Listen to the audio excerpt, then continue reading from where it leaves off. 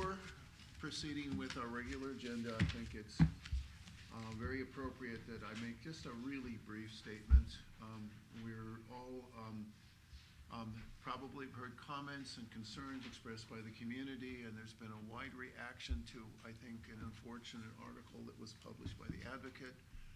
But any way that we look at it, the hospital is not going to close. And let me say that again. The hospital is not going to close. And secondly, Adventist Health is not going to depart. Okay? So with that, let me call the roll, ask for the roll to be called. Yes, sir. Paul Garza. Present. Paul Katzif. Present. Jan McGordy. Present. Susan Savage here. Sarah Spring. Present. We are here. So let's have a public comment. I am going to, before we do that, let me just mention, we have a guest, one of a potential consultant for us who's going to have he's here to talk to us about a proposal that I had requested from them. He's on the East Coast, so it's past 9 o'clock for him, so we're going to try and get to him as a first order of business and get there as quickly as possible. But I need to first open it up for any public comment. You're recognized, please come forward. I didn't know it was going to happen quickly. That's okay. I really don't try to surprise anybody, but I often end up more surprising myself.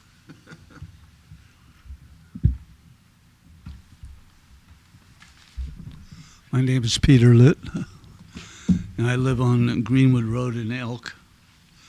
And I've been a member of this community for 50 plus years. And I have a couple of issues personally with Adventist Health. Not just that when they took over, they canceled the hospice program, the in-home hospice program, which I think is critical to our aging community, but the, I guess the neonatal thing. And my understanding is that there's something in the contract that indicates that if they don't make a 5% profit, that they are entitled to renegotiate the lease. And my just personal feeling is that, is this coming through, by the way? And my personal feeling is that Adventist Health is not a nonprofit hospital. It is a business whose primary purpose is to survive and expand, sort of like mine. And it's behind this nonprofit shield. So this is, of course, for you guys, this is all going to be anecdotal evidence. But my wife needed an endoscopy, and she was referred on April 1st of this year. And it took until May 14th in order for her to get some kind of action happening. There was no response from an Adventist. The endoscopy finally happened on the 6th of September. It happened in Ukiah, not here. And I have the feeling personally that somehow between the 1st of April and the 6th of September that Adventists could have arranged for a doctor to be on the coast in order to do however many endoscopies and colonoscopies, et cetera, that they could bring off. I spent a couple hours on the phone yesterday trying to work with Humana, our secondary, where we have Medicare, our secondary insurance, and with Medicare to try and find out what exactly happened in terms of Adventist Health. And they Medicare paid them $9,405 for the procedure in the hospital. They paid another 500 or 418 out of 570 billed for the anesthesia, and they paid 137 out of the 500 billed for the the physicians. They paid 8850 out of the 8850 that was billed for the use of the hospital. I mean, I gather use of the hospital at the Ukiah Valley Medical Center, Ambulatory Surgical Care General. This was several times. And so somehow I feel that this money could have gotten billed through this hospital. And that if it had been billed through this hospital, it just seems to me that Adventist Health would not have been in as good a bargaining position as it might have been. I don't know the details that are involved. It also happened that my wife needed a ENT recommendation, and it was made in December of last year. She finally got an appointment in December of this year. We much appreciate your comments, but they're limited to 3 minutes. You're over, so if you could wrap it up, I'd appreciate that very much. Thank you. I meant to ask you, this is my complaint about Adventist. My issue with the board has to do with the fact that we voted for and passed a parcel tax. And I believe that this board could put pressure on the Board of Supervisors to enforce that parcel tax to make those scofflaws pay their share, that is MRC specifically. Thank you. I'm sorry to have taken too much time. No, thank you. We appreciate your comments. I apologize that. No, it's okay. Apologize. Okay. Mr. Maroney. I'll try not to take too much time here. Gabriel Quinn Maroney. I just feel compelled to mention a few things. I appreciate the chair's comments because I don't know if any of you have been out in the forest when it's really dark without a flashlight or perhaps in a room and your mind starts thinking of scary things. It's just a natural thing when we don't understand or we don't know what's going on to be afraid. And when it comes to our health care, you know, this is a serious issue. So I just wanted to bring that up again, the communication with the public and maybe having a forum. I've seen some of the attempts of sending things out, and that's awesome. But to just really consider, I know it's easy when you guys are on the inside and you're negotiating things because you're in the light. But when people are outside, they don't know what's going on. So I know you all know that, but I just want to reiterate for you guys to think about maybe other opportunities to converse with the public and get input and so on and so forth. I also want to mention I'm on the planning committee, and we haven't really met. And I think oftentimes we're like the cat chasing the laser, very reactionary, like, oh, the retrofit or this or that. And there's these big issues like dealing with the finances, and these are important. But it's just that there's so many issues, and it's so important that we have to do a lot at once. So again, with like seeing what we have here on the coast, what we need here on the coast, keeping the hospital profitable, and I really think once it's managed properly that can be done very easily. I have many comments, but I just wanted to say that there's so much work to be done that we really need to do more. So I appreciate all of your work. Thank you very much. Yeah. Thank you, Mr. Maroney. Any more public comment? Anyone from the screen? Yes, Judy Leach has her okay, hand Judy. raised. Ms. Leach? Thank you. Good evening. I realize that public comments are quick, so we will try to make these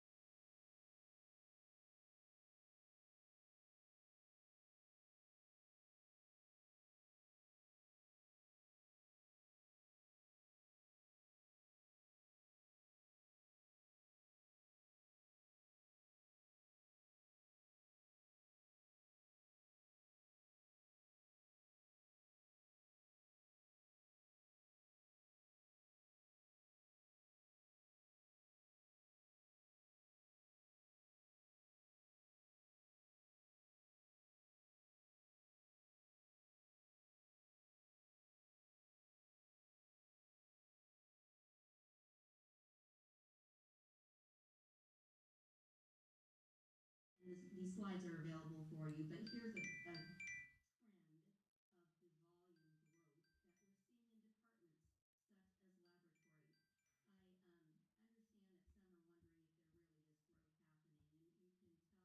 in departments such as laboratory. I understand that some are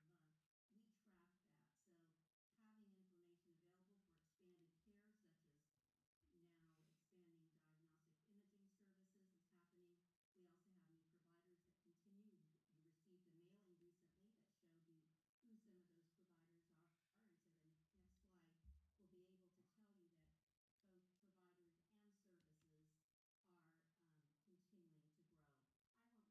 happening, and you can tell by these slides that indeed year after year, month after month, we track that. So having information available for expanded care, such as now expanding diagnostic imaging services, is happening. We also have new providers that continue. You received a mailing recently that showed you who some of those providers are. And so the next slide will be able to tell you that both providers and services are continuing to grow. I won't go into the details of this, but I do want you to know that the last time some of these services were updated were in 2001, such as the med dispensing unit. We're very pleased to be able to continue to invest in this local community. With that, I'll wrap up this and let you know that the rest of the presentation is available to you online. Any more comments? Anyone online? Yeah. There's a, Sandy Mendel. Okay. maybe you can stop sharing. Uh-oh. We're getting some feedback, and it's very difficult to hear you.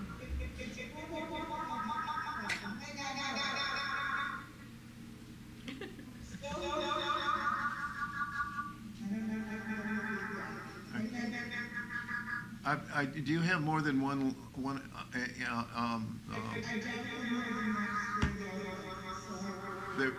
Just two up there. She's on twice. Are you on your phone as well as on a laptop?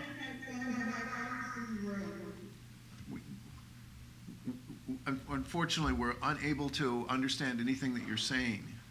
She just disconnected. Maybe she's going to try and come back Okay. on. Okay. Can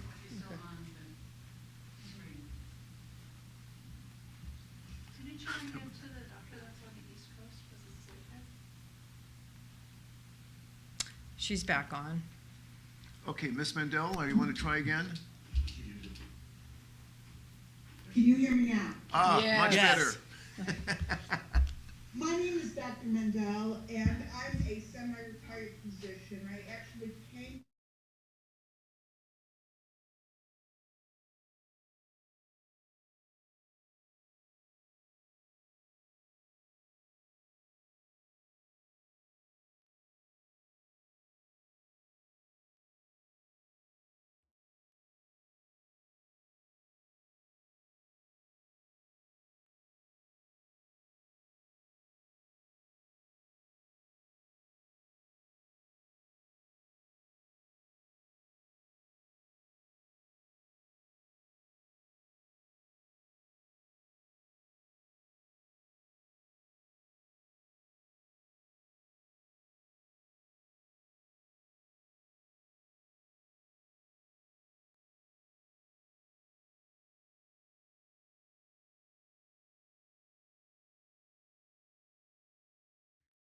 Any more comments at this point? No one else online. Okay, then let's move on to first item, which was going to be my board report, but I'll defer that for our discussion on the chartist proposal. So, Ms. Wiley, what is our plan? We're going to just go direct. Yeah, Mr. Balfour from Chartis is online, and he is a co-host, so he can make his presentation. Okay. Switch the agenda. Mr. Balfour, you have the How floor. are you? We're Are good. you able to hear me okay? Yes. Yes. Point of order, just, do we need to do anything to rearrange the agenda? Like make a motion and move that to amend the agenda, or do we need to do that? No, it's not required. You can ask Miss Alley, but it's not required. We're just. I don't trust Miss Ollie, I'm sorry. Don't ask her then. Can we make a motion just so that we can be official about this? Because in the past, when we've changed the agenda around, I make we've a had, motion that we change the agenda to accommodate what we're about to hear. I second. Okay, roll call? Hey, Paul Katzif, Yes. Jan McGorty? Yes. Sarah Spring? Yes. Susan Savage, yes. Paul Garza? Yes. Perfect, okay. Okay, Mr. Balfour? Well, thanks everybody for having me participate in this discussion. For those of you who are unfamiliar with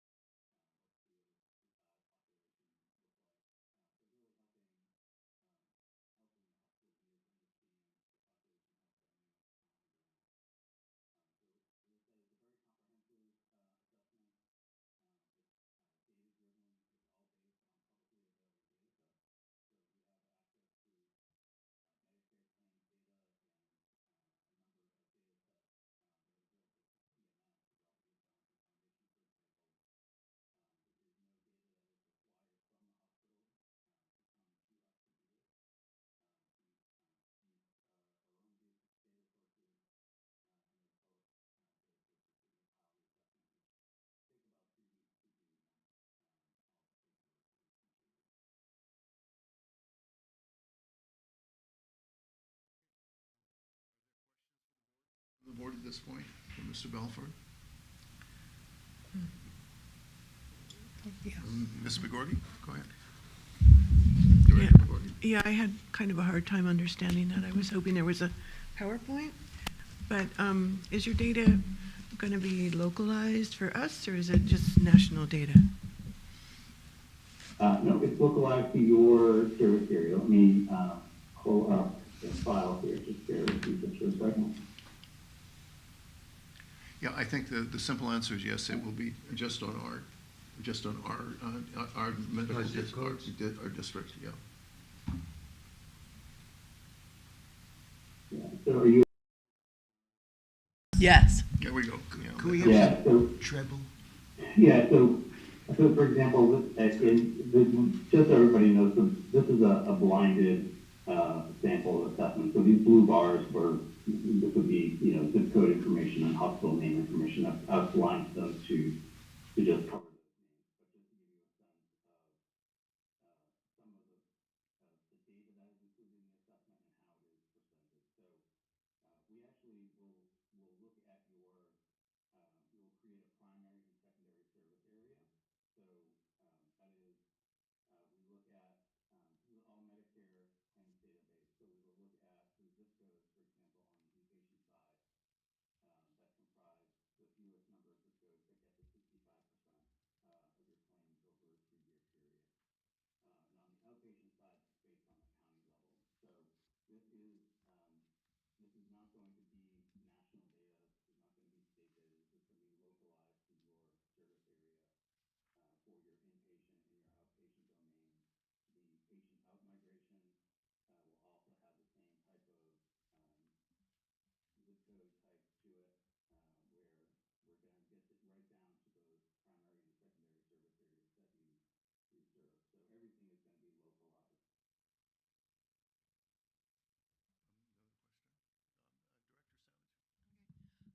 I'm interested because some months ago, and I look back through all my notes, and I believe it was in May of 2023, the Devaney Group did a presentation here about, as we were contemplating what our path forward was going to be with dealing with the seismic retrofit. And they mentioned that there was a September 23rd, 2022 market assessment and facilities projection that they referred some of the data from that in their presentation that they were giving us last year. But I'm curious if there's anything out there that you know about this assessment that was already done and who did it, and are we redoing the work that was done in 2022, or what exactly are we doing moving forward?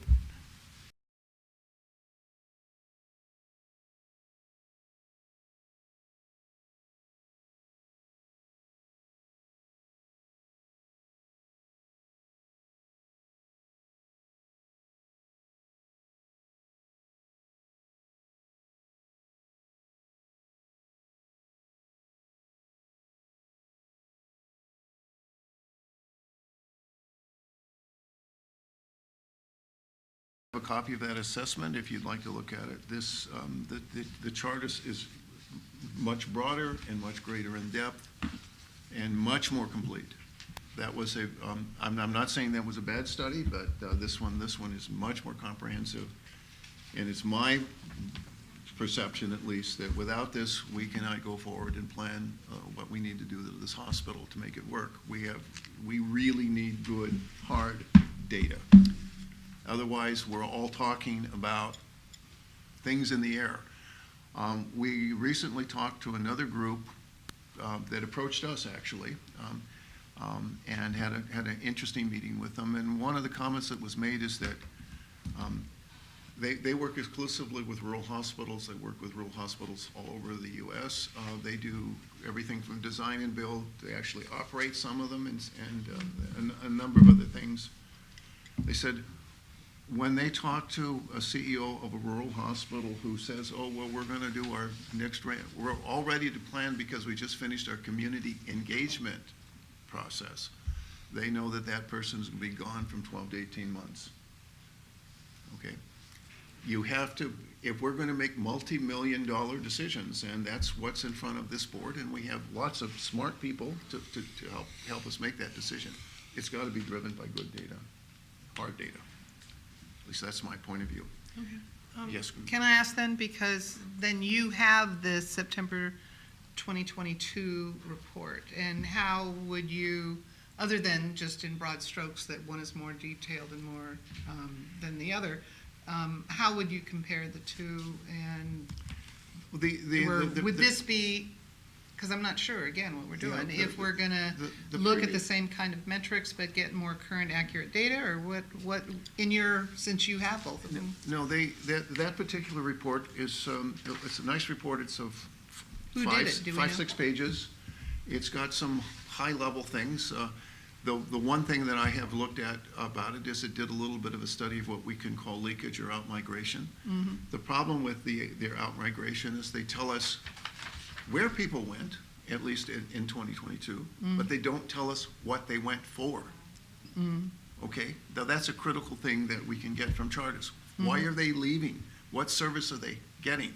That will help us. And of course, the key point that I'd like to make about this and why that's so important is the people who are leaving to get services other places are the ones that have private insurance. They're not the Medi-Cal and Medicare patients. So anything that we can do to change that pattern of behavior and attract them to our hospital is going to make it much more easy because the rate of reimbursement is significantly higher in private insurance than it is for Medicare and Medi-Cal. So it seems to me it's a critical question. Okay, But that's so- just one of the things that they're offering. Okay, and who We'll did get this? to public comments in just a moment. Okay. And who did the study in 2022? I'm trying to put my hand on it right now, and I can't pull it up. I can't remember I'll get it the to name you, of it. Susan. Why don't, And Chair, if I might, I realize there's a gaping hole in the website that has to do with the seismic information. And I'm working on a web page that will put that all in one place with a chronology and all of the information that the board has received. So that at some point in the near future, you'll have workshops engaging the public to make the decision about what you want to do about the facility. Well, that's not my question right now. Right now, we have Well, okay. a contract to assess and collect data, and I'm just trying to figure out what is it that we do already have, and how does this compare? And that's a decision we're making now, I gather, which is why I was asking the question. Chair, may I? Yes, Director Katzif. What's the cost? Let's let the public know what this contract is costing. 18,500. Okay, and may I, just for the community's information, we have a piece of paper, I have a piece of paper in front of me that tells me more specifically than the gentleman spoke to in it. I mean, we needed more treble, in that it was really hard to understand that gentleman speaking. But I will read out loud, if I may, what is part of this assessment. Under assessment components, community impact metrics, including community jobs, hospital and non-hospital jobs, hospital salary expense, total GDP contribution, state and national medians, Medicare market share, inpatient and outpatient data comparisons for volume, charges, market capture, market share by service line, Medicare patient outmigration. Financial performance, 22 flex financial indicators, including California critical access hospital medians. Cost and charge, inpatient and outpatient comparisons for largest variance, DRG/CPTs. I don't know what that is. I'm a rookie. Population health, up to 25 metrics. For example, adult obesity 65 plus, diabetes prevalence, uninsured, etc. And service area percentile ranking along with state and national rural medians. Market competitor profiles, and a summary. Time of completion, approximately 3 weeks, no additional resources are required, 18,500 is the cost. So I have a question for the gentleman. If we have more specific requests than are indicated that you're going to cover, for example, I did not see the rate of this, what's the word? Of complaints. Customer service is not, or patient service is not in here. What's the rate compared to other hospitals in terms of satisfaction? Is the community satisfied or not satisfied with the service? Don't you? Yeah, so in the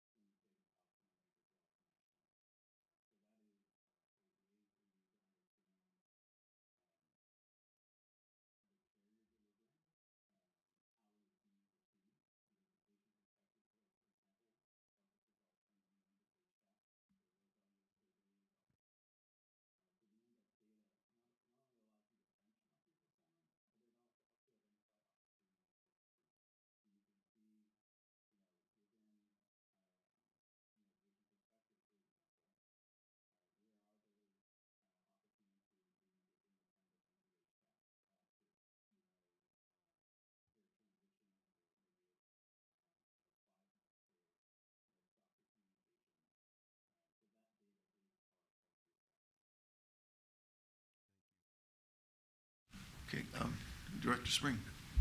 Can you explain how you go about collecting the data of if a private pay patient goes elsewhere, if the service was recommended by their physician to go elsewhere than here, or if it's the patient making the decision?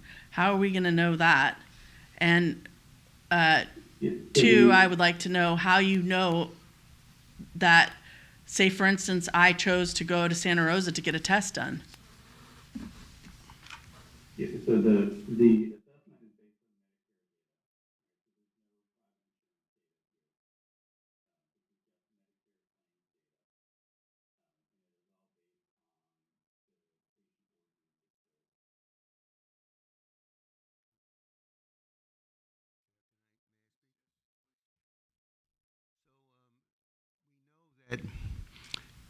Medicare patients are staying here and not leaving, and private insurance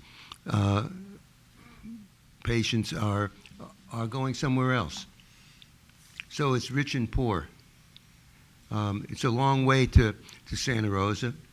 Costs a bunch of money to get there, and local people. This is a pretty poor community. Mendocino is at the bottom of the 56 counties in terms of poverty. So how do you deal with this kind of use of medical services? It's an add-on to what the previous board member Sarah was talking about, I think, but I was just trying to get some understanding of how you get this data. We don't want to be using data that was maybe on the internet, but was not like specific enough. So how do you deal with that? all the data that we get is Medicare claims data from CMS. This is all data that's coming from the government. But Medicare is not private insurance. So how do you get the data for the private insurance, which is, I think, somewhere around 40% of what, or maybe it's less? Yeah, so this is the assessment. This is all Medicare data. We do not have access to private claims data. Director Katzoff, what I have been told, and correct me if I'm wrong, is that currently the profile is 78% of the patients at the hospital are Medi-Cal, Medicare. So it leaves 22% that are private. Mm-hmm. That's a significant amount of data. It is, but it's, yeah. You got another hand up. Yes, okay, Director Spring. But so of that 78%, it could be that 50% of that is Medi-Cal. So the Medicare data is not going to really capture the whole picture for us if it doesn't have private and Medi-Cal. My understanding is the Medicare, Medi-Cal is the same data. Could you clarify that? Is Medi-Cal, Medicare the same? I would have to verify that. I'm not sure. What do you say? You said you have to verify that. My understanding was from Troy Brown that it would be this, it would give us all of that. You have to talk louder.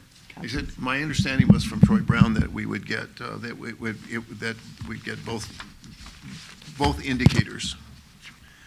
So it would be all of the public payments.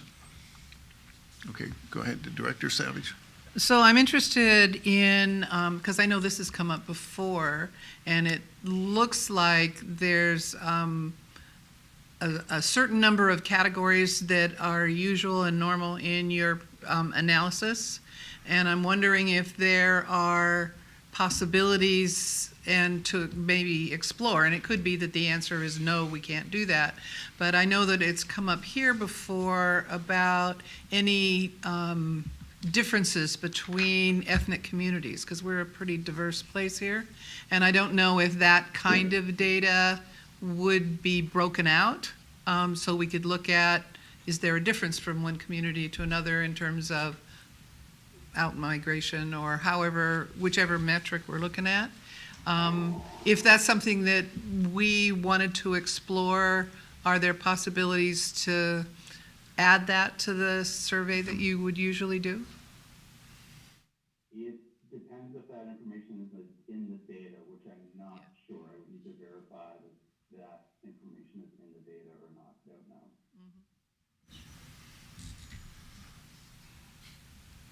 Yeah, I'm sorry. Director Spring. Can you tell us the age of the data?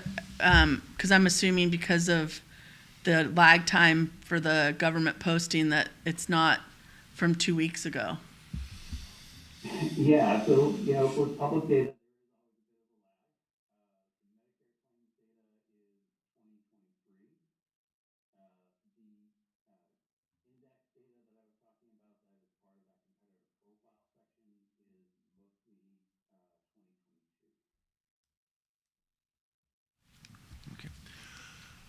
Okay, are there more questions from the board? Okay, now let's go out to public comment. I believe Ted Williams is asked to be Supervisor Williams. So I always think more data is better for the decision-making process, and so I encourage the board to execute a contract that will provide that additional data. But a personal story.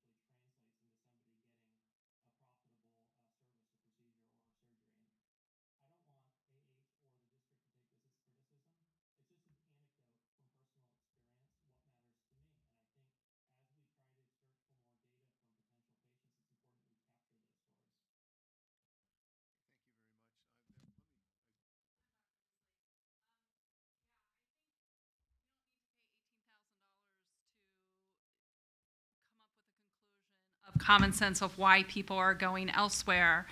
We have 3 people, the supervisor, a physician, another person of the community, and myself, a physician, who cannot get an appointment at the Mendocino Coast Healthcare District. I've been living here for 5 years. I have made numerous appointments. I've been on 2 waiting lists for 3 years for 1 doctor. I ended up hearing about how you can make an appointment directly through the website. I made an appointment directly through the website. I got called 2 days before saying, Dr. Risley, your appointment is canceled. She's not taking new patients. We're gonna have to go on another list. You finally got a new doctor. I got on into her appointment once. I went to go for a second appointment. They were supposed to book me for a more extensive exam. They told me, no, it's for follow-up for cardiac. I said, no, that is not what this appointment is for. And I told you 4 times what this appointment is for. I made 3 more appointments, all of which were canceled right out from under my feet. No notice that those appointments were canceled. 0. So if you have 2 physicians and the supervisor who are complaining that they cannot get the care that they need, how are the people who are non-physicians, non-healthcare people, non-people in bigger places going to get the care they need? They're not going to get it. I had to go to Nashville, Tennessee to visit my medical school classmates to get the EKG that I needed. Okay, thank you. Any more public comment? Yeah, Mr. Maroney, I believe you were next. Gabriel Quinn Maroney. As mentioned, $18,500 can be a lot of money. But again, if this discovery digs up something that gleams an insight, it can be invaluable information. What this wonderful lady here mentioned is considered anecdotal, and the statistics, they say, are more objective. But I think that this should be weighted almost more. One thing to consider is that you're getting incomplete information. I respect what the chair says, that we need this to move forward. And so even just for that reason, I might say just get the data, but remember, it's not a complete picture. It's a snapshot, and if we all just stood still for a real long time, maybe it'd be more accurate, but everything's moving around. So I would say, go ahead, get the data, but just remember, look at it and then throw it away, essentially. Use it in the way you need to use it, but it's not reality. And it needs to be many layers of data, many layers of what's going on. So that's what I would say. Thank you. Okay. Yes, go ahead, please. Hi, I'm Ricky Spencer. I'm actually a staff member here at Adventist. And my question is more about the information that Adventist has on all of the services provided, both the private insurance and the Medicare, Medicaid. How accessible is that to all of you? And is that something that you can collaborate with Adventist, perhaps for less of a price point, to get a lot of this information that might be more helpful in making decisions, since it would also include private insurers? It would also include information about folks that are seeking Adventist care but are choosing to seek it in Ukiah or at other sites. And I'm just wondering how that collaboration is going and if that's accessible to you. Well, that's an interesting question. We've gotten very little data from Adventist. I would say minimal. I think that's fair. We have Linda Williams. Actually, Sandy. Okay, Dr. Sandy, I'm Mendel sorry. was first. Miss Mendel. It's Dr. Mendel. Thank you very much. Okay, doctor. I worked really long and hard for that title, and I use it. First of all, I want to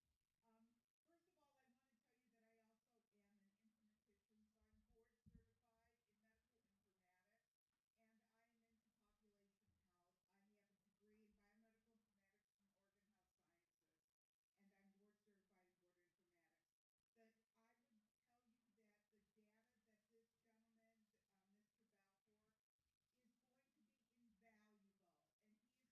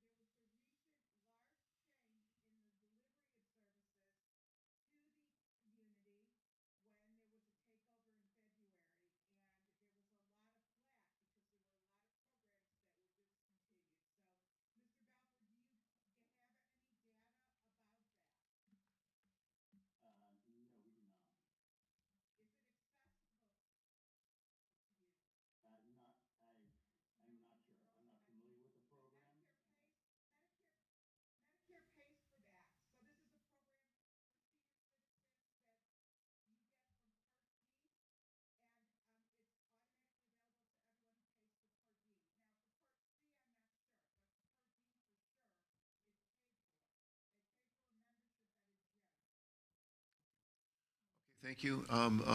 Ms. Williams? Hi, thank you. I concur with the lady that spoke, that's in person there, as far as what Adventist Health knows and might be willing to share, and this would be probably for Judy Leach, is if Judy looks at the assessment that is being recommended by Mr. Balfour, is there anything in that assessment that Adventist Health could be providing the healthcare district as far as information and facts, which might save the district spending $18,500 on one side, but the other side is if Judy thinks we need it and you guys think we need it, then I guess we spend $18,500. So I guess it's just a comment with maybe asking Judy for a comment. Thank you. Okay, let's. Does Rudy want to comment? Yeah, her hand is up. Okay, well, I'm, okay, go ahead, Ms. Leach. Thank you. I think,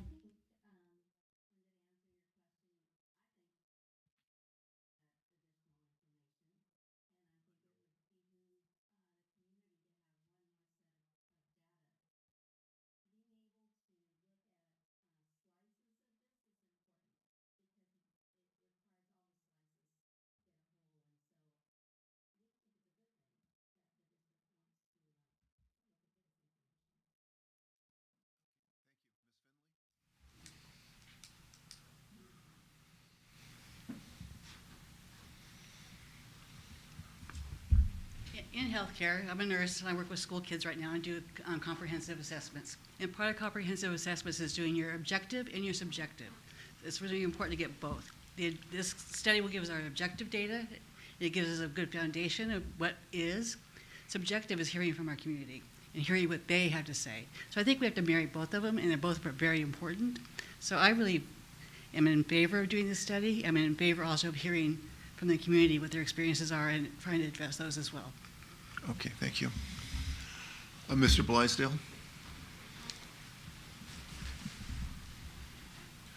Michael Blaisdell. I've read the proposal. I think it's an excellent one and will provide data that we need. What I'm hearing this evening is basically two different issues. One is a needs assessment for what the needs of our community in terms of healthcare services and where we provide them. A separate issue is the quality of the access at Adventist. And they are two separate issues, and I think they require a second study that goes into access channels for information in and out of Adventist, response times. All this is standard customer service kinds of investigations, and I think that data would be very important. But for long-range planning, we have to have the data on the needs now and then projected for the next 10 years. Thank you. Thank you. Yes, I'm sorry I don't know your name, but please, I recognize you. If you would care to share your name, it's not required. My name is Jerry Stavely, and I just wanted to suggest it may not be necessary, but as a local resident who uses the Coast Clinics for my primary medical care, I wonder if the Charters information will use the Medicare data from them as well, because I think what goes on at the Coast Clinics would provide a fuller vision of what's going on in the community than just the hospital itself and the hospital's own clinic. It's a good question. The data will be on the entire service area. Okay, so it would be then. Yeah, yes. Good question, though. Thank you. Any more comments at this point? Okay, let's go back now to board discussion. Well, I just thought that it was interesting to hear from the staff person about asking for whether we got or get information from Adventist. And I'd just like to say that the position that I think Adventist, is this working? Mm-hmm. The position that I feel Adventist is working from is that they don't want to share, the corporate structure does not want to share business information. It's proprietary. And, you know, as a businessman myself, or was a businessman, I could understand that. But I could understand it for a for-profit business that is not involved in the public health. But I can understand it, or I have to accept it because it's not my realm or my power to tell them what they have to give us. Or it should be coming from them as a gift, so we can all do the right thing. So as a staff person, I hope you're not a whistleblower or anything like that, but recognize that there isn't complete transparency, that we're different from Adventist, and they, I guess, have a right to hold their numbers close to their vest, especially in negotiations. I don't agree with it. I think it would be wonderful if we had an opportunity to look into the books. I'm pretty good at that. But I don't think we have that opportunity unless there's a staff organized movement from within to force a business to do something. Now, I'm not suggesting that you become a community organizer inside the hospital, but I am suggesting there are ways that stuff like that can happen. I don't know if that helps you at all or anybody else, but I needed to say it. Okay, other board comments? Director Savage? And I may have missed it, but I'm just curious, have we requested this kind of information from Adventist? Have we ever asked them for it? Not to my knowledge. Well, because then that may be part of why we're not getting it, because we didn't ask for it. I don't. It could be. I don't know that agree that's with true. you. I don't know that we do have that. I don't know if they have that kind of data. I don't know if they have a market analysis. They certainly. Wayne Allen has spent a fair amount of time on this database that we got for very inexpensively, and he's gotten some interesting information from it that's been helpful, I think, to our discussions. But I don't believe that there's any market analysis at all in that data. So Well, whether it's it's a in that different data, thing. I'm just curious, yeah. because I honestly don't know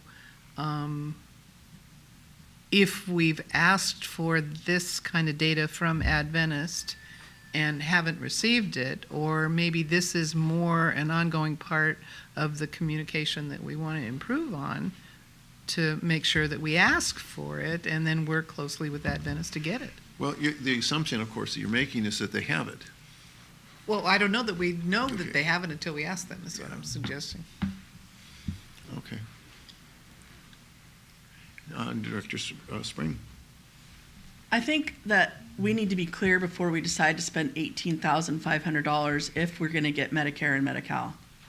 Because if we're only going to get Medicare, I really want to know what percentage of the Medicare and Medi-Cal split is Medicare. Because I feel like if we're not going to get more than 25% of the people that come to the hospital data, then is that really worth $18,500? Okay, my understanding is that the data sets are going to be the same, but we could specify that that has to be included, or we don't approve the contract. That's one way of handling it.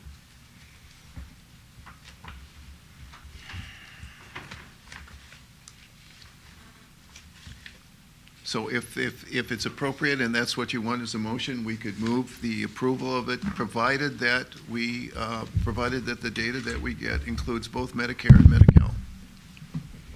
And that way, if it's not provided, then we don't sign the contract. Director McGuire, you make that motion? If you're ready for a motion, I would Yes. like to make that motion, that we accept this contract with the understanding that it includes both Medi-Cal and Medicare data. All right. Is there a second? I'll second. Okay. Any further comments at this point? Okay. There's a okay. hand up Roll over call. there, but I don't- Well, Oh, Does it we matter? missed somebody that we never got. They had their Actually, hand up. there's two people that have hands up right No, that's Hi. just No, saying. there's, My name is Chess.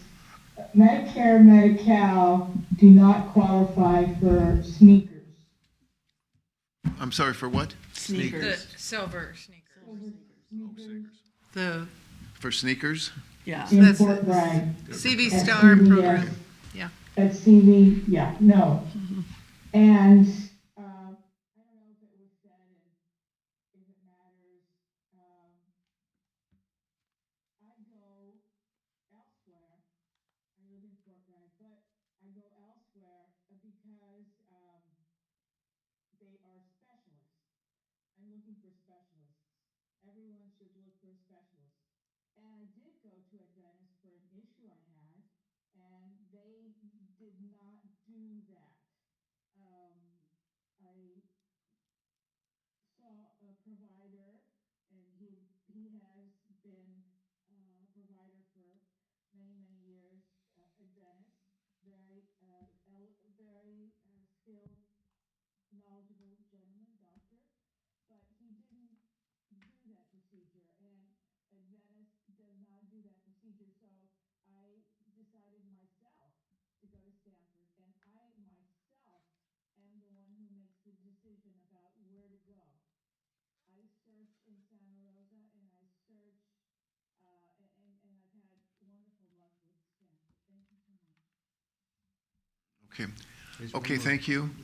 Okay, let's now, I think, unless there are comments from the board, we overlooked that one comment, but, we wanted to correct that. But if there are comments from the board, otherwise, so let's go to roll call vote. I wanted to say one thing that, when somebody tells a story, if you agree with it, it's a case study. If you don't agree with it, it's anecdotal. So good point. So let's understand these stories. Okay, Put them thank where you want to put them. Are we ready for a vote? Okay. Okay, Jan McGorty, Yes. Sarah Spring, Yes. Susan Savage, yes. Paul Garza, Yes? Paul Katzef. Yes. Yes. Okay. Thank you. With that, the next item is back to the regular agenda. I'm going to go to my very short report tonight. I have been encouraged, so I will say it again, because many people joined us just a bit late, that the hospital is not going to close and Adventist Health is not going to leave. So let me, I've shuffled things again to get to the right thing. Where am I? Basically, I just want to report that we've been working in this Chairs Advisory Group, and we've done some good work that and we want to make this kind of available. One of the ways is on the website that Ms. Wiley was talking about. But we have not met the last couple of weeks, and so there's very little to report because of the negotiations that have been going on, and that has been our focus. Now, with respect to the negotiation, you see my comments here. As of the writing of it, we didn't have much to report. We got a little bit more, I would say, this morning, and we're expecting something very soon that would be a bit more formal. Paul Katzef, Director Katzef, has been added to the team, and we have received several comments from the public, both emails and phone calls. I've taken calls from a number of people. We appreciate that very much. Please continue to send your comments, express your concerns. We want to know that. With respect to communication, Robin Saran, who is the Chief Medical Officer of the hospital, and I were interviewed by KAKX. Did I get it right that time? KZYX. I blew it again. I apologize. KZYX. Okay. And that aired last week. Dr. Saran is also scheduling for us for a presentation with his shul on November 4th. The Grassroots Institute has requested a presentation, so I will be there on Sunday from 3 to 5 at the Mendocino Community Center. In addition to that, I want you to know that Well, I cannot talk about any details. I have been in contact with some of the key institutions in our community on a weekly basis. These include the county supervisors, the Fort Bragg city manager, Fort Bragg chief of police, the county sheriff, the fire chiefs in our area, Fort Bragg and Mendocino school superintendents, the Mendocino Coast Clinic, and the Mendocino Coast Health Care Foundation. So with that, we can move on now to the 3B, which is to receive and file the check register report. Mr. Allen, do you have any comments about that, or is this? Yes, a couple comments on it. On the third line, a vendor called CBRE. We made a payment to them, which was the second half of the appraisal fee.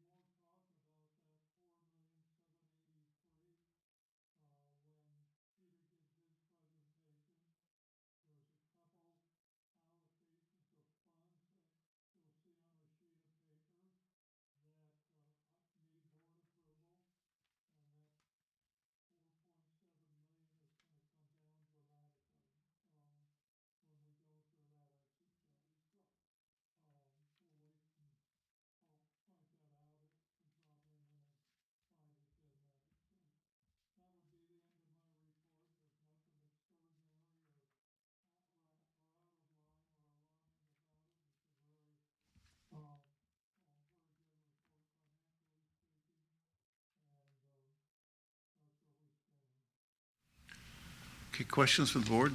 Director Spring? Wayne, on your budget versus actual and income, item E, what was that other income? That was a,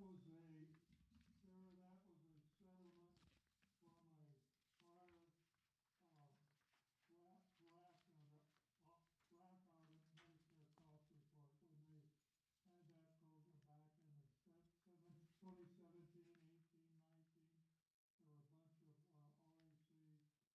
There were a bunch of RAC audits being done, and one of them settled with that number. So it came in, I put it in that area, that category.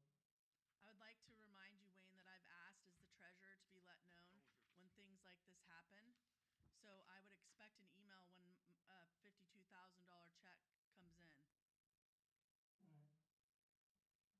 I believe that there is no oversight by this board of any of the money, and I believe as treasurer that it wouldn't be that hard for me to be shot an email about this coming in.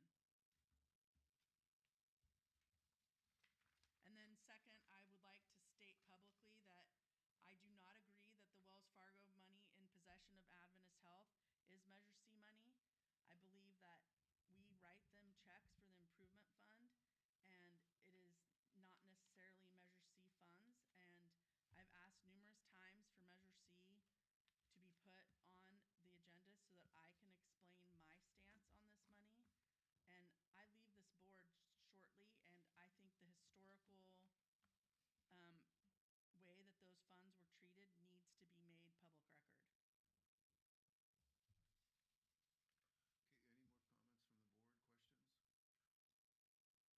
Director Kassow. Well, we left Sarah standing. We didn't respond to that. It was an ask, and there was no response from the board, no response from Wayne. That's not good. What do we, that's $4 million. Sarah has a point of view. Don't we want to hear it? Isn't there some, I mean, I'm just here asking the question, why are we so silent?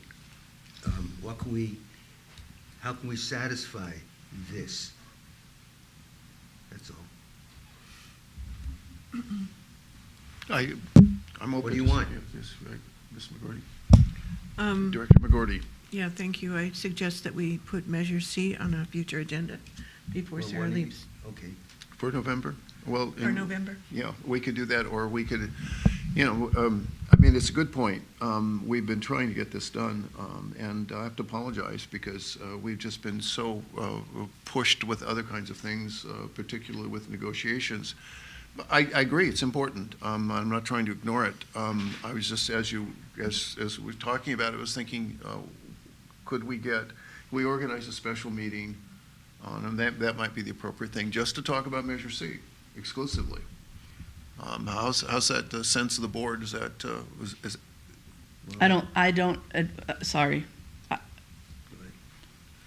Go ahead, yes, please.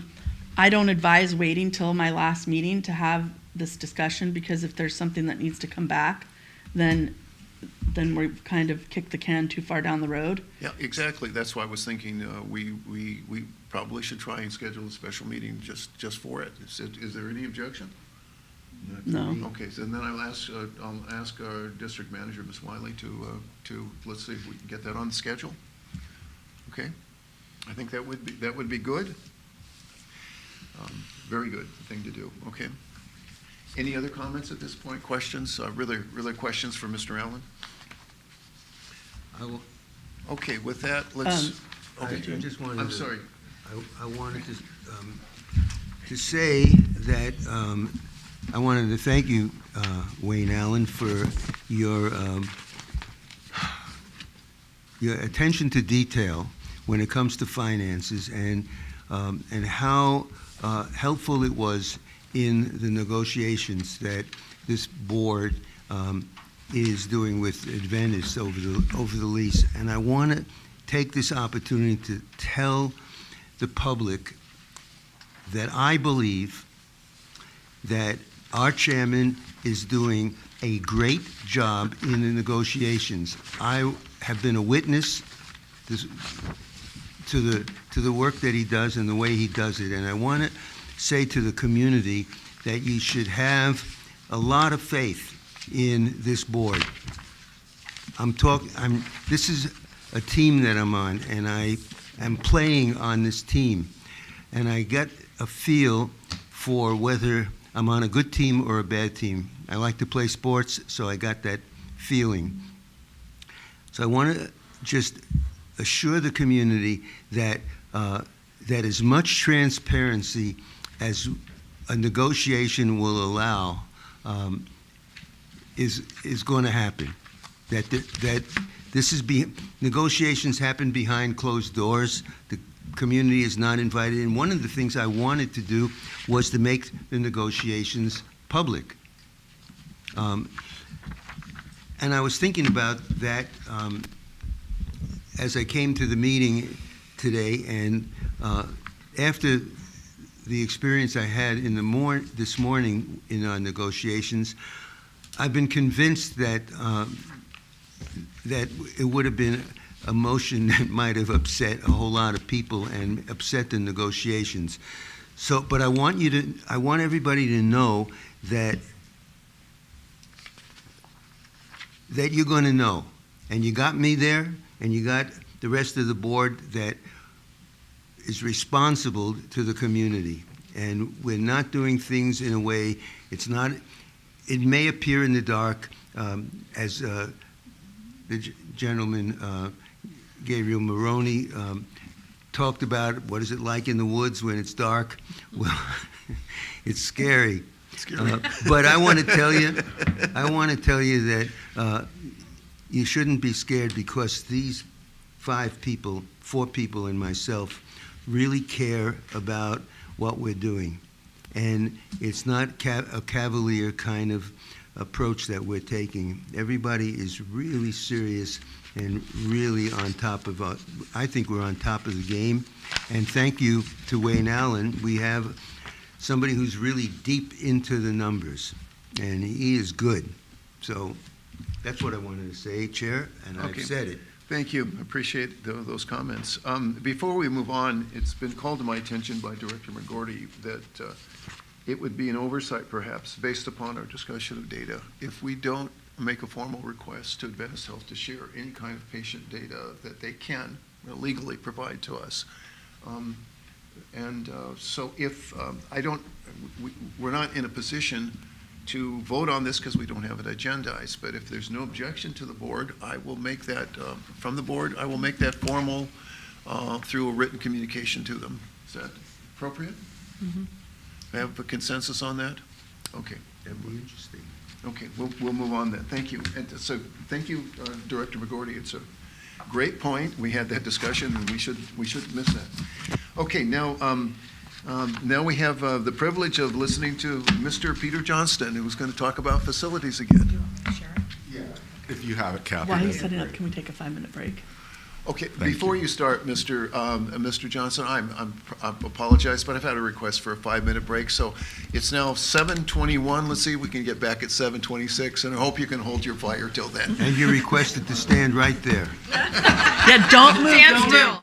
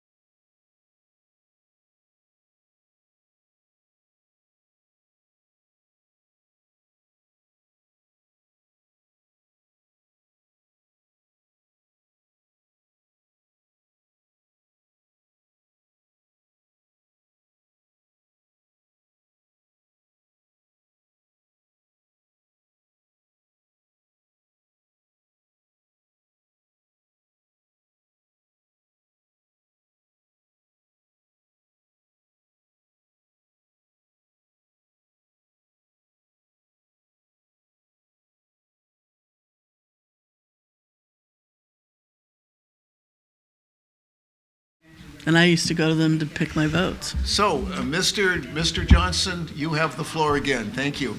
And I appreciate your patience, sir. Chair. So I want to start off by thanking Wayne. Wayne has been a huge help to myself, actually, and Adventist Health in helping us present tonight. So thank you, Wayne.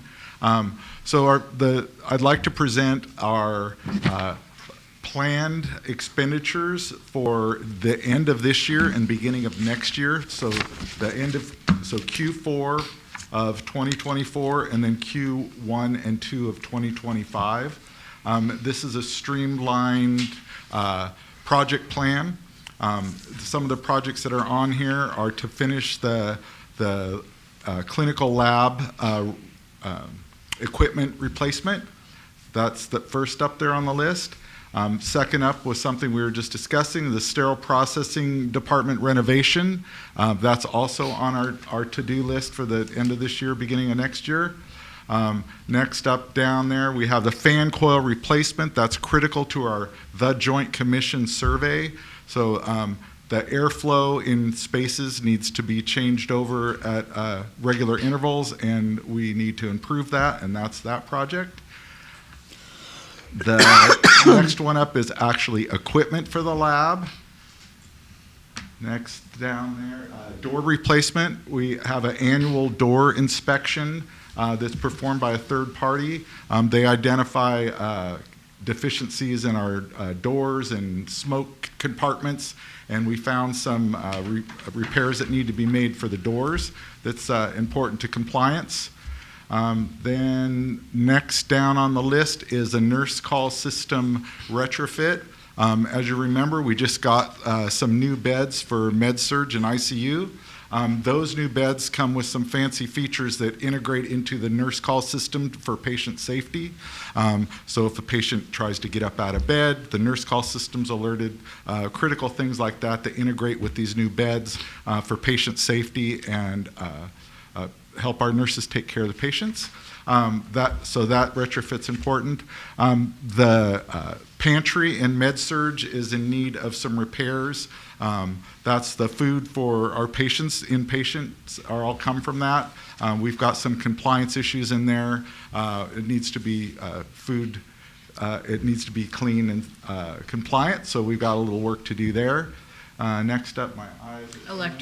Electrical in the lab. This lab renovation, we found that with the lab renovation, new refrigerators and even old refrigerators need to be on their own circuit. So if for some reason the breaker does trip, only one refrigerator or freezer goes down, not the whole lab, which is kind of where we're at right now. And then last on this list is the camera portion of the CCTV and door access security. This last year in January, we got some cameras in the emergency department, 4 cameras up in there, and we realized that the rest of the hospital definitely needs to get done. Some incidents have happened in the county where cameras are very critical to the hospital safety. So that's a patient safety, staff safety issue. And working together with Wayne, we've got a total there of 1.9 something there. 1986988. Thank you, Kathy, for the good eyes. And so we started a new process with the CFO of the board. Wayne and I reviewed the report prior to the meeting, and Wayne had a chance to go through and crunch his numbers as he does. And oddly enough, he got exactly the same dollar amounts I did. So good news. Thank you, Wayne, for the deep dive into this. He's got a couple of numbers here to note from his report. Wayne, feel free to chime in here at any time. Yeah, let me add to that. Yeah, this is your sheet. I'll let you explain it.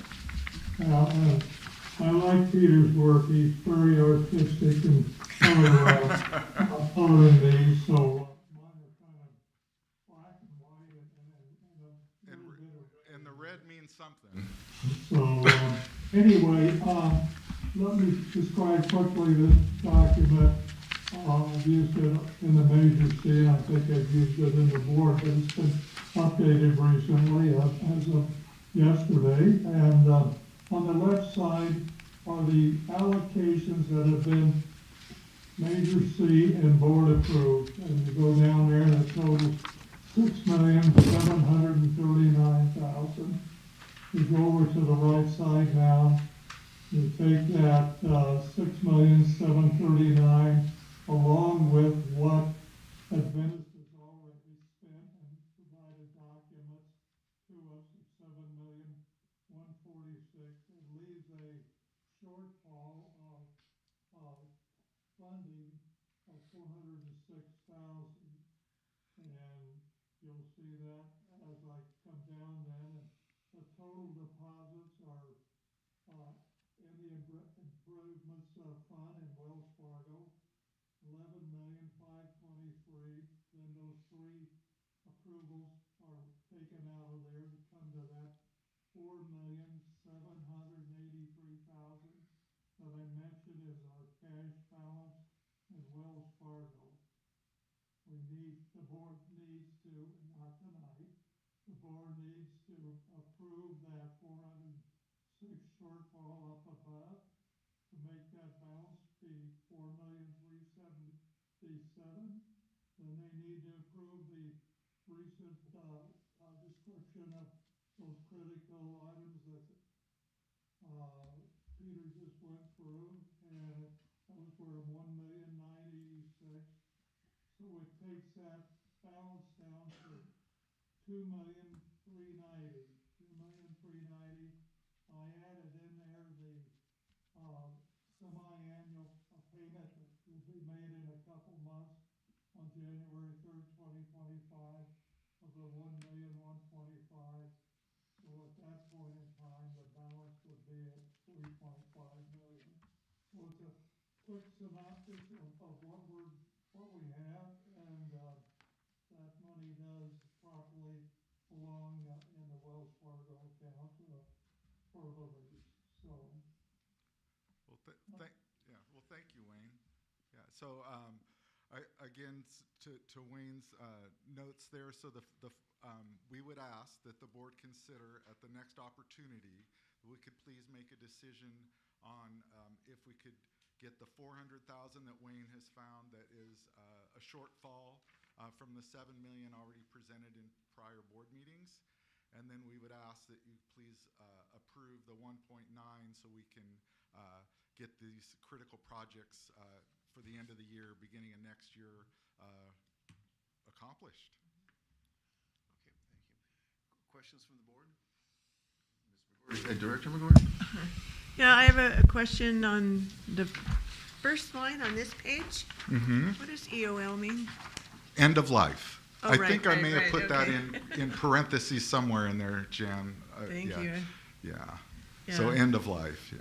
And then another question I had was about the nurse call system, Mm-hmm. about integrating bed alarms, because I don't remember that the board approved the beds in the first place, and the beds that were in existence weren't that old. So, I mean, this is... So the beds were over 10 years old, and it was a patient safety compliance issue. And so that was something that was in the works with Adventist so that we could get those beds updated. But they had been paid for by the foundation. They were only 6 years old, is that correct? No, they were... in 2018, and they also had capacity to be integrated with the nurse call system. We just didn't have a system. Okay. Yeah, so those beds did not do patient exit alarms or any of that patient safety stuff. Also, there was a reported defect in those beds. There's a bar across the middle of the bed that is very uncomfortable for the patients. So the new beds are air mattresses. There's a pump that keeps the air up and helps eliminate some of those uncomfortable problems and helps patient heal faster. They weren't more than 10 years old. I don't think that's appropriate. I'm sorry. If I mean, I appreciate that we're trying to get some clarification and from Ms. Finley, but you need to speak up and address the board so we have some idea of what's going on, so it's not a conversation between you and Mr. Johnston. I apologize. Yeah, no. Any more questions from board members? Director Savage? Well, and I understand that, and we are hopefully going to have some kind of education agreement on the structure for the Measure C funds. Has the Measure C committee, and Jim Hurst in particular, been a part of looking at which of these are appropriate for use of Measure C funds? Because it appears that, unless I'm really misunderstanding, that right now, all of the money is in that Wells Fargo account, sort of undifferentiated. And I know that there were provisions in the measure that specified what kinds of things those funds could be used for, and I don't know if there's any kind of a process to be included in approving those funds from that account to cover these.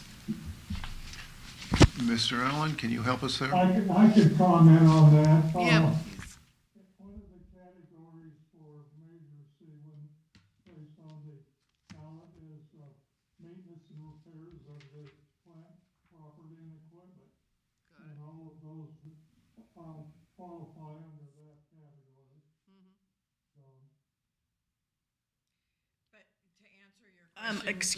Can board members please? I just want to answer. I know, but I can answer as the board member that is the representative of Measure C. I'm sorry. You're recognized. Go ahead. You didn't call me. I'm sorry. I thought I did. No, you did not. I honestly thought I did. I'm sorry. I apologize. No, Measure C has not had these brought to them. And for the record, Measure C money does not live in an AH account because Measure C money has to be regulated by this board and only this board. So the money has to be approved by the Measure C committee as a recommendation to this board to then release it into the general fund. It does not then create a check to Adventist Health. Adventist Health gets their payments twice a year. And yes, there could be a thought upon ratio that those payments were, but that's not what happened. So there is no Measure C money living in an Adventist Health account. Those payments that are quarterly, are semi-annual payments are what go into Adventist Health's account. They're not Measure C funds. Well, Measure C funds are supposed to be. That's what I'm. No, that is not true. They are. Okay. That is the crux of my disagreement with Wayne, as we're doing apples and oranges, and it is not what happened. The fact of the matter is that money can only be taken out of the special allocation of if that committee recommends and we say that that money leaves that account. That has not happened. Okay. More comments from the board? Questions for Mr. Johnston?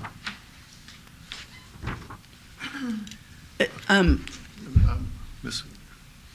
Director McGordy? Were we looking for action on this No. today? Because I don't think that we should. No, we're not ready for it. There was some documents presented to us, but they needed to be worked on, and Mr. Johnston and Mr. Allen worked on them together. So this is the result. So we'll be ready next time. Director Spring? Thank you for this. I'm assuming that there is more than this because the old list had more items. It's just that they won't be completed in the time frame that you were trying to hit. Yeah, so Director, that list is the new list asking for approval from the board. Wayne and I have already looked at all of the pre-approved projects. So on his sheet, all of the projects that have already approved are already underway.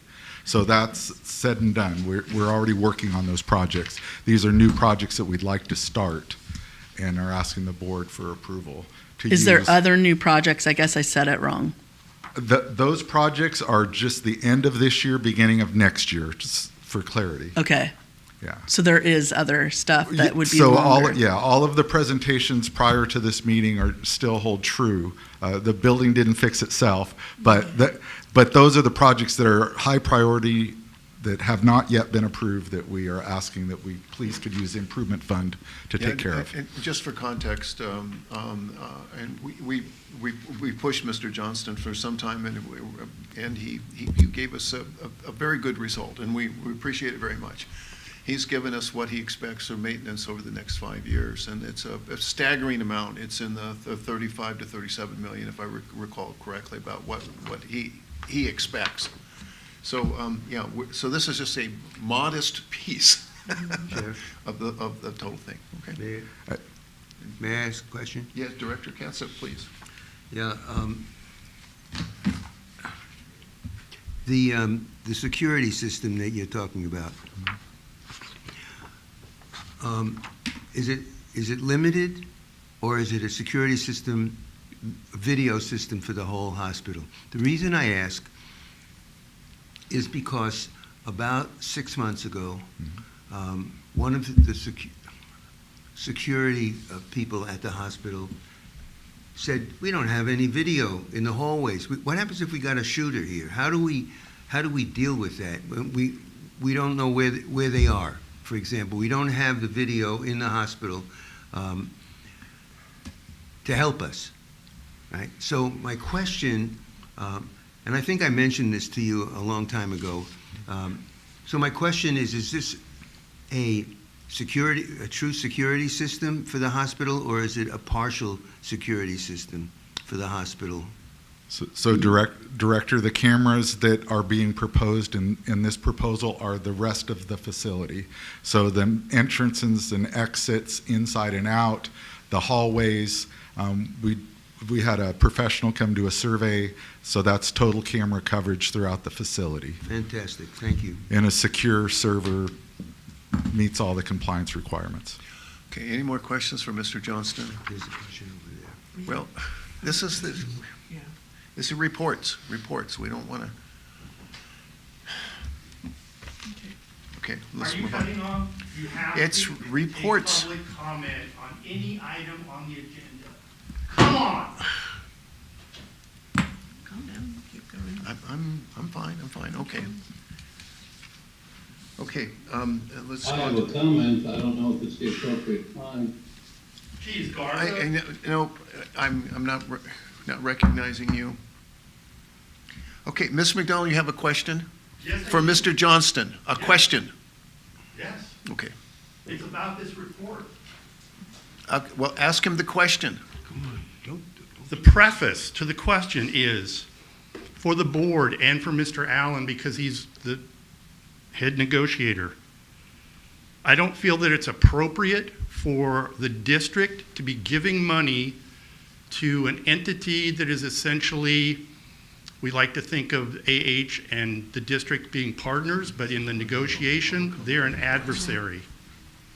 If you give up money, you're giving in something that you may want to use as a chip in negotiations later on. So just giving away money is inappropriate. I agree with Director Spring about the 4.7, I think what she's saying, she can correct me. The 4.7 million is measured. You asked for a question. Where's your question, Mr. McDonald? Question. I said there's a preface. And comments or questions is what I you're don't want supposed to to get that in allow. an argument with you again. Would you please proceed and we're trying to have an elucidated conversation here that we learn more. I'm trying to elucidate you. Would you be quiet, please? Oh, come on, boy. While the public is speaking, the board should remain quiet. Play nice, play nice. That is nice. Well, I'm sorry. I find it very rude, but And go why ahead. is Director McGordy talking at a member of the public? Why are during you, public why comment? Stop it. Okay, and I could ask you, Please, why guys. are you raising your voice? But please continue. I have to raise my voice because you're interrupting me. Oh, I see. Enough. Are you going to? Yes, I am.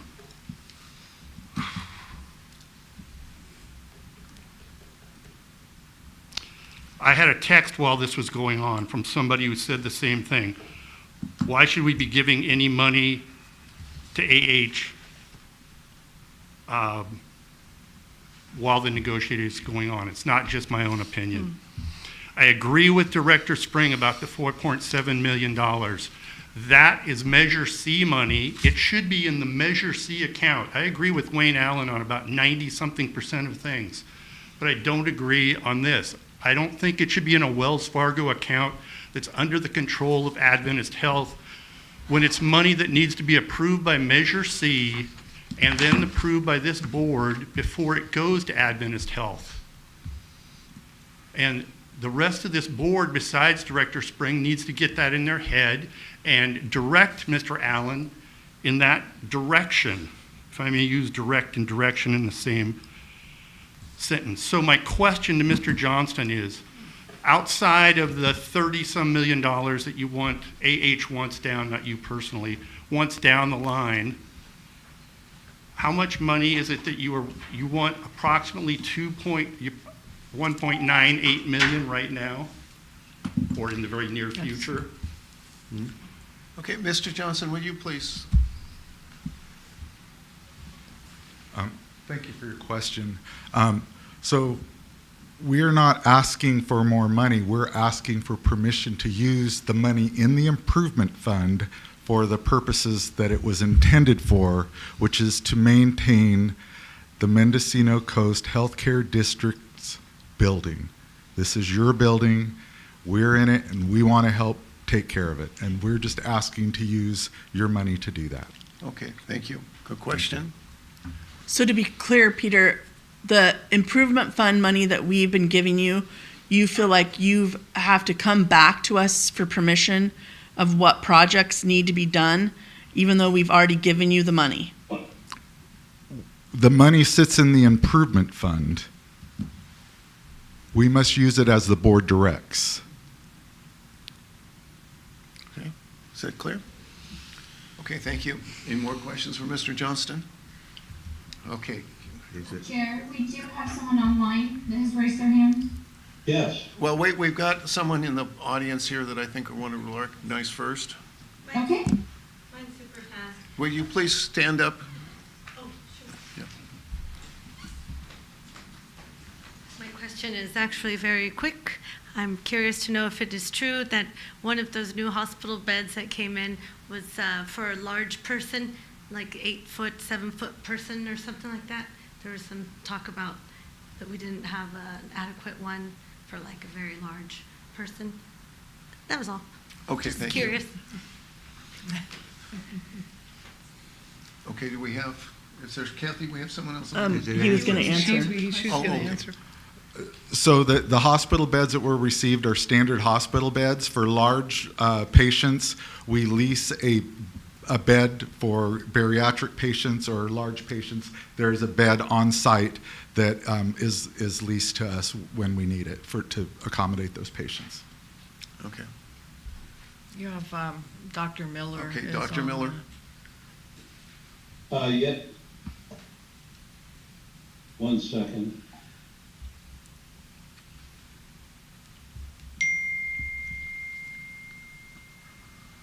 Can you hear me? Yes. Yes.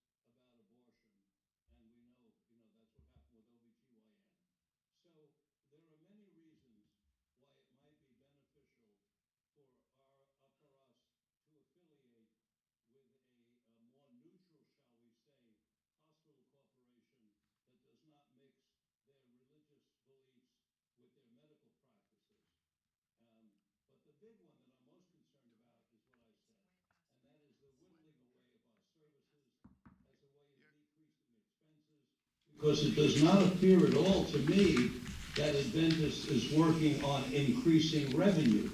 Remember I said you have to either increase revenue or Dr. Miller, decrease expense Dr. Miller, you're on over the time. back. So They do not seem to be increasing services in any way, which means they're not increasing their revenue, which means all that's left to them is to decrease expense, which is to whittle away at our services. Okay. I think I've made the point. I don't mean to belabor it. You'll excuse me. But those are the two things I wanted to bring to your attention. Town hall meetings. Okay, we've got it. Dr. Miller, we've got it. Thank you for allowing me to speak. Thank you. Okay, I want to correct something that's gone on in this community a long time. The decision on OBGYN was made prior to Adventist Health affiliation, so it has nothing to do with Adventist Health. So whether that was a good decision or bad decision, whether it was necessary or not, we can discuss and look at whatever impacts that has, but it's not a decision made during the tenure of Adventist Health. Okay, Ms. Finley, you want to make a quick comment? That may or may not be true, but it Dr. Miller, you're out of order. I've given you your time. I just want to address the OB issue. Okay, fair enough. I was the CNO of the hospital at the time that decision was made, and it was made because there was not physician support for that line of service. We had one physician.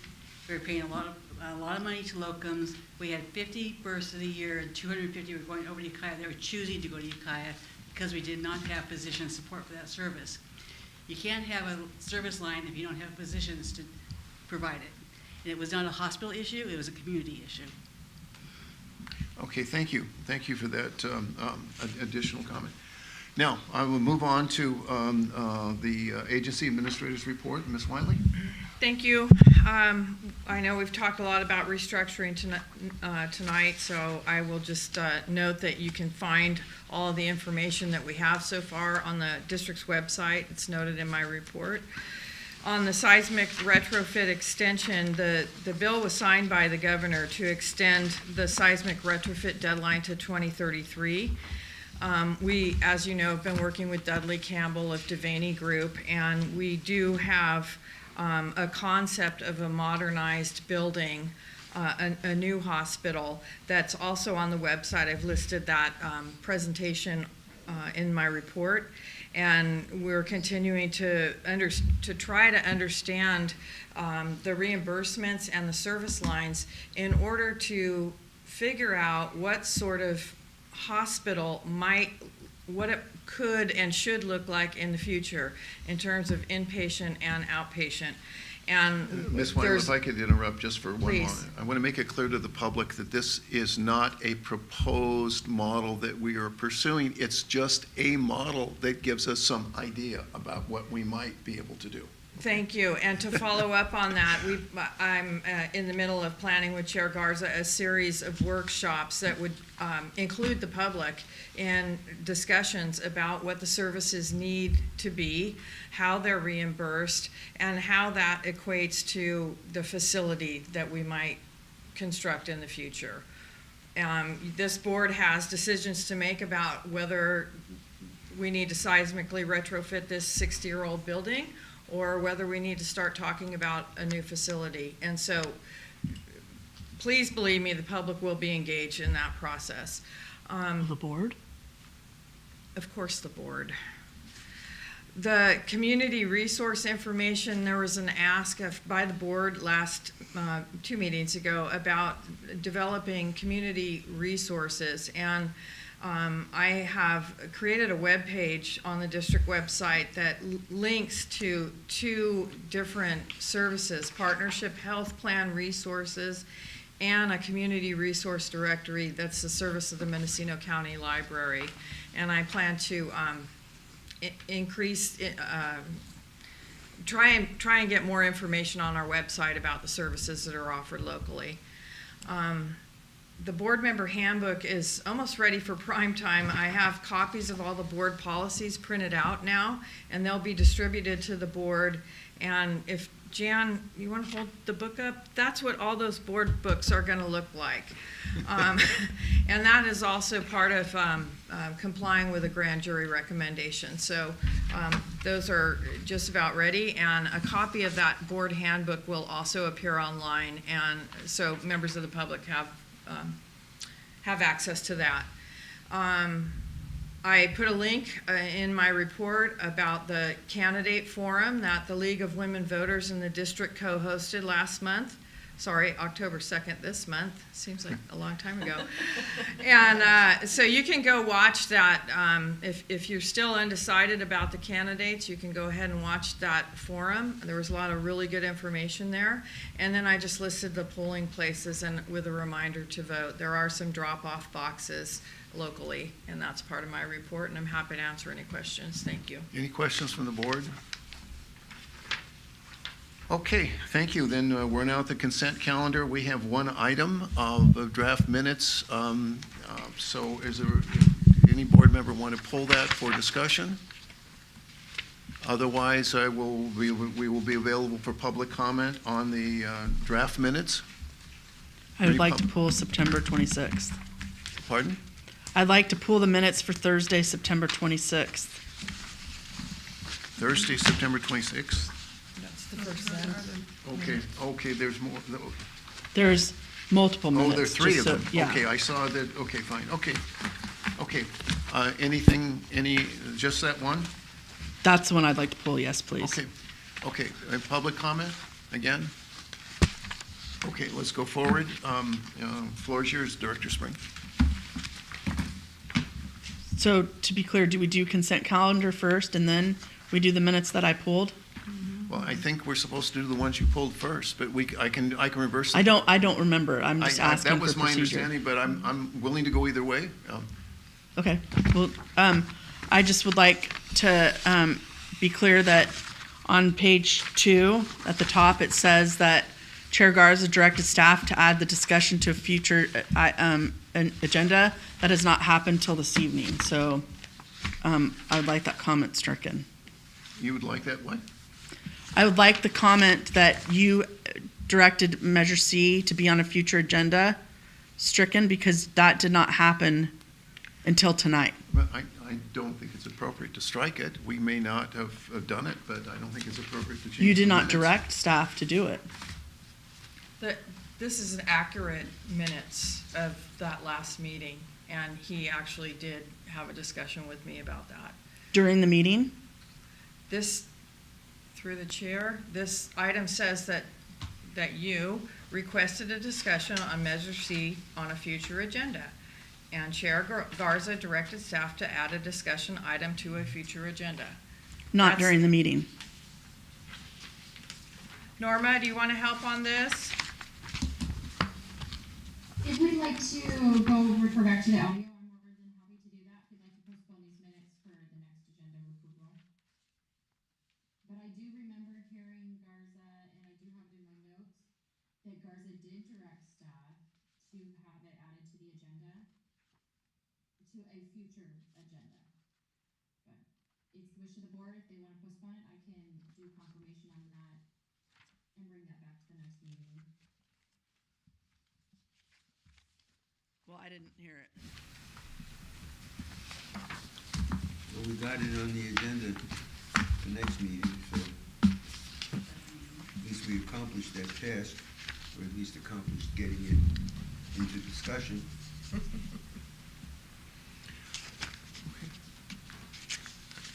So we have do we need a motion to amend that or not?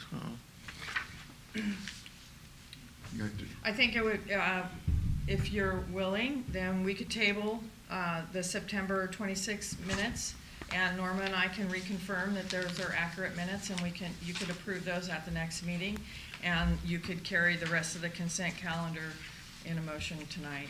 Okay, is that acceptable? Okay, so then let's have a motion to that effect, that we will table discussion of September 26 minutes. Director McGordy? So I move that we approve the consent items with the exception of September 26 minutes which will be reviewed and just put on the consent calendar for next meeting. I second. Okay, roll call, Secretary Savage, please. Okay, Jan McGordy? Yes. Pardon? She said yes. Yes, thank you. Sarah? Yes. Susan Savage, yes. And Paul Garza? Yes. And Paul Katzif? I'll abstain. Okay, thank you. We're now at the end of our regular business, and we are going to prepare to go into special session. Closed. Before that, we have a period of public comment prior to special session. It's closed, not special. Closed session. I'm sorry. Closed session. Okay, on closed session. So now I'm need public comment on closed session. Mr. Maroney.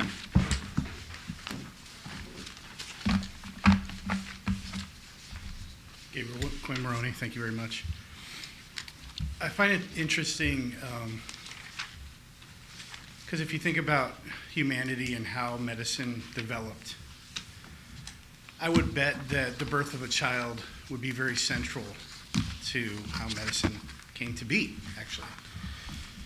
And so when we talk about, not having OB here as a cultural thing, or the challenges of it having here, that we can't have it here, or whatever, just if you ever get the idea that we can't have something here, just get that out of your head. So when it comes to these negotiations, I just want you guys to look at the big picture of adding services, adding quality of health, and not losing any. We need to get everything we can here as if we're living on an island, in my opinion. And then if we can't have it here, some sort of alternative, and of course, the best type of transport available. So that's the first thing I would say, is that you are our champions, and you have to fight for these things. And when someone tells you that can't be done, just don't believe it, and figure out how it can be done. I think that that's a very powerful thing that helps manifest reality. I would also say within these negotiations, it's important to have the staff be involved. I think they are involved. It seems like there's discussions happening on all sides. So I just wanted to bring up those two things. Thank you. Okay, thank you very much for your comments. I think it would be appropriate for me to just, if you don't mind, just make one very brief comment. There's Yeah, another. I will get to her. Just one quick comment from Mr. Maroney, that I want to assure you that the board is very concerned about the issue of OBGYN. We've heard from the community, and we have started some explanation to see what way we might make that more robust. I don't know how far we'll get with that, but I'm just saying, yes, thank you for your reminder. Now, you have a public comment here. Yes, please. It's more just for the record, there was an error with the door this evening, so I know of at least 2 people that probably would have made public comment, but I think they just thought they didn't make it on time and the doors were closed. Like, you're late for class, you can't get in. So just FYI. And I don't know how tech savvy they are, but the door's fixed now, so people coming in can come in. Thank you. Thank you. Okay. Is that a normal thing, though, for it to be closed at a certain time? And No? Okay. Peter says no. Peter says no. Okay. Okay, with that, if there's no more public comment, we will now adjourn to closed session. You need to read out. We will, Government Code 54956.8, conference with real property negotiators, 700 River Drive, Fort Bragg, California. District negotiators, Wayne Allen, Chief Restructuring Officer. Negotiating party, Eric Stevens, President, Northern California Network Adventist Health. Under negotiation, terms of the lease agreement dated July 1st, 2020. And with that, we're in closed session, so please, I have to excuse you. Recording stopped. Okay, can I clarify, just because this was once upon a time one of my jobs? What is the status of the door being locked? Because once upon a time, it was locked at 7 o'clock, and that was